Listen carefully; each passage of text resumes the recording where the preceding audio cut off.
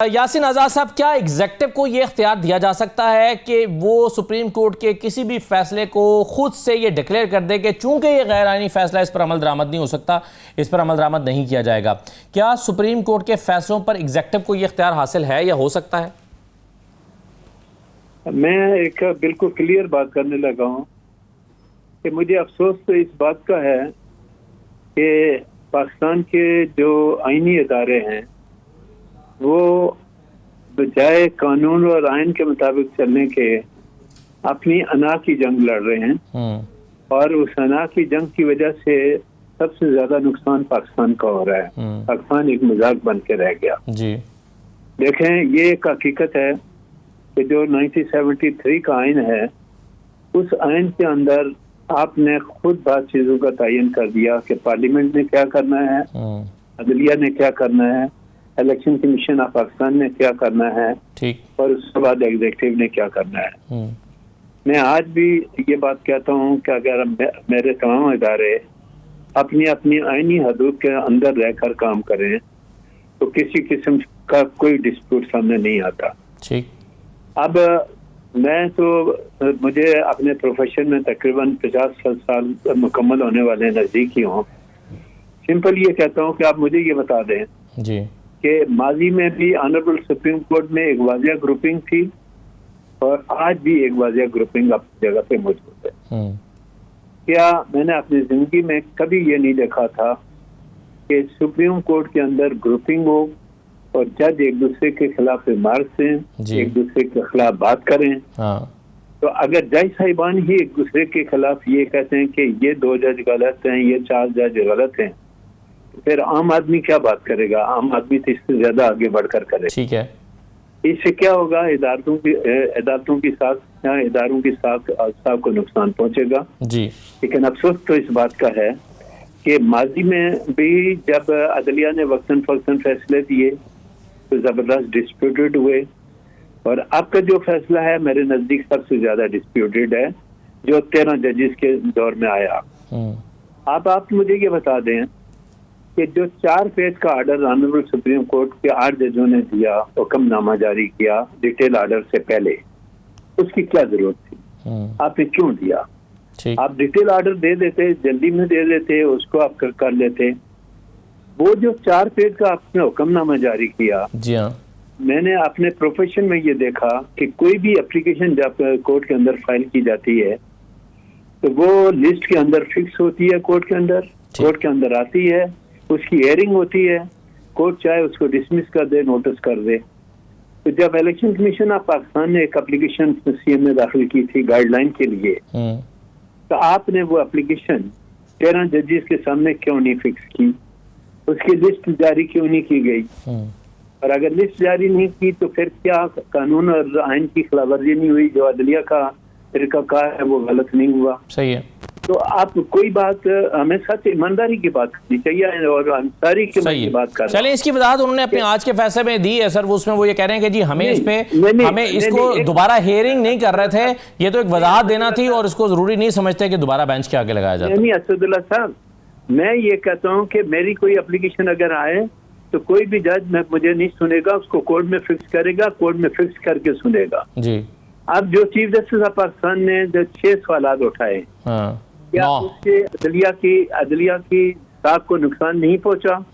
कि वो सीएम में कहाँ दाखिल की गई, किसने दाखिल की गई? चीफ जस्टिस ऑफ पाकिस्तान को सीएमए का पता नहीं है कि वो एप्लीकेशन फाइल हुई या नहीं हुई, वो काज लिस्ट के अंदर आई है, काज लिस्ट में नहीं है, अटॉर्नी जनरल को नोटिस नहीं हुए, फ्रीकैन को नोटिस नहीं हुए। लेकिन इस पर सर वो ये कहते हैं कि जी हमने तो एक जजमेंट दी थी और उसमें कहा था कि अगर आपको समझ ना आए तो पूछ लीजिएगा।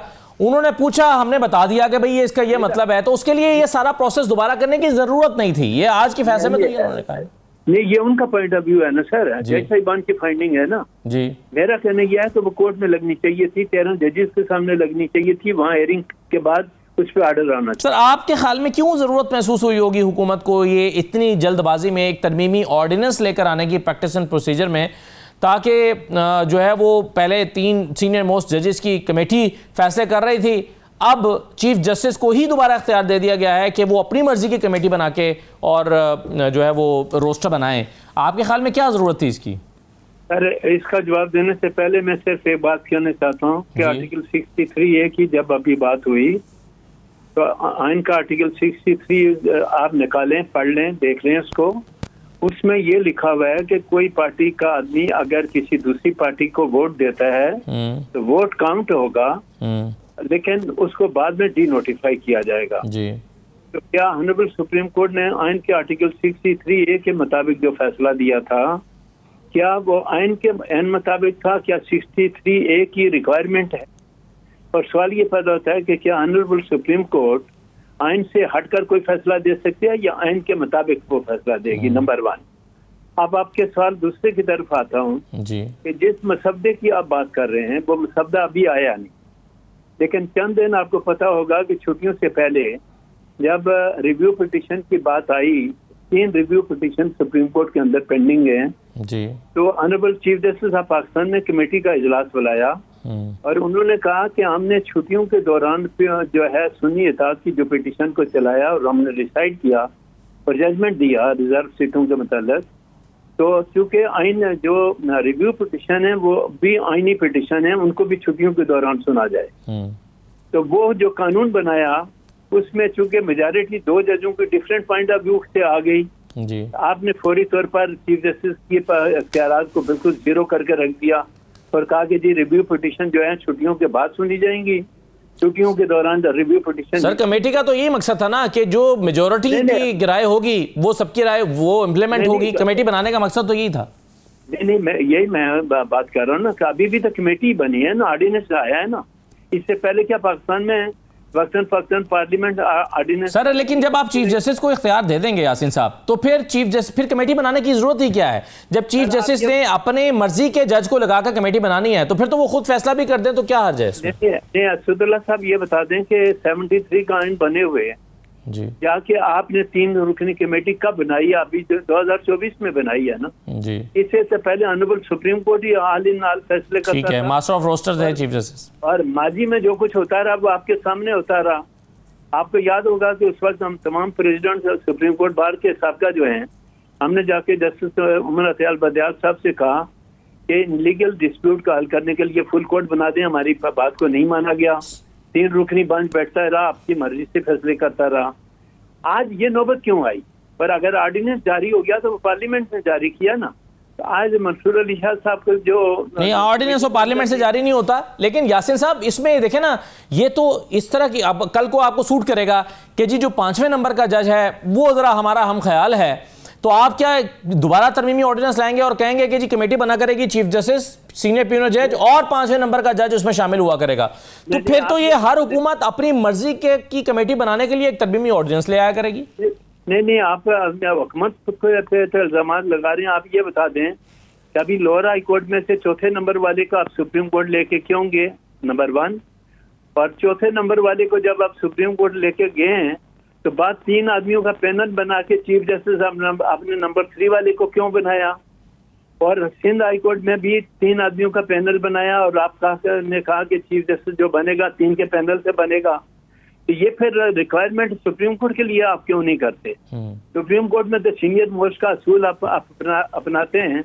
तो मेरे नजदीक फिर पहुंचो हाई कोर्ट में। आप तो आ रही है ना आईनी तरमीम आ रही है, उसमें 3 जजों में से ही लगेगा चीफ जस्टिस। ये तो आईनी तरमीम होने जा रही है 63A के बाद, तो यही होना है। अभी हुई नहीं है ना, लेकिन आपने तो पहले ही इस चीज को अडॉप्ट कर दिया ना। हाँ। तो उस कमेटी के अंदर मौजूद थे तो आपने ये 3 जो आदमी के नाम रिकमेंड किए हैं हाई कोर्ट के हवाले से, वो क्यों किया? सीनियर मोस्ट का सर, लेकिन वो सीनियर मोस्ट का जो कानून है वो तो आप जानते हैं कि आइन में वो तो सिर्फ सुप्रीम कोर्ट के लिए है ना, वो हाई कोर्ट के लिए। सुप्रीम कोर्ट के लिए हाँ, वो तो एक अलग बात है। पार्लियामेंट का इख्तियार है कि वो चाहे तो हाई कोर्ट के लिए भी कर दे। पार्लियामेंट है, जब आप कहते हैं कि पार्लियामेंट का, तो पार्लियामेंट सुप्रीम इदारा है, कानून साजी का इख्तियार उसका है जी। जो कानून वो बनाएगी आप उसकी तशरीह तो कर सकते हैं जी जी, लेकिन पार्लियामेंट के बनाए हुए कानून को आप रिजेक्ट नहीं कर सकते, आपको उसको मानना पड़ेगा। वरना 1973 का आइन किसने बनाया? पार्लियामेंट ने बनाया है ना, उस वक्त की पार्लियामेंट ने बनाया ना। तो आइन कौन बनाता है? पार्लियामेंट बनाती है। उस पर अमल कौन करता है? तमाम इदारे करते हैं जी। और अगर कोई इदारे में किसी आर्टिकल का आपको इख्तिलाफ है तो उसकी तशरीह सुप्रीम कोर्ट करता है। बिल्कुल सही है। चलिए, क्या कहिएगा बच्चर साहब इस पर? मर्जी का इस्तेमाल मैं जी, एक बात आपके जी। प्रोग्राम के हवाले से कहना चाहता सर। हूँ, बिल्कुल क्लियर। जी, मेरे तमाम मुल्क के इदारे अपनी अना की जंग लड़ रहे हैं, पाकिस्तान के बका की जंग नहीं लड़ रहे। अनफॉर्चुनेटली जी। और ये अनफॉर्चुनेट है, इससे जी। बड़ा नुकसान पहुंचेगा आपको। ये तमाशा बन गए हम दुनिया में तमाशा मत बनाएं। हर इदारे को अपनी आईनी हदूद के अंदर रह के काम करने से ठीक तो है। ज्यादा मुनासिब है।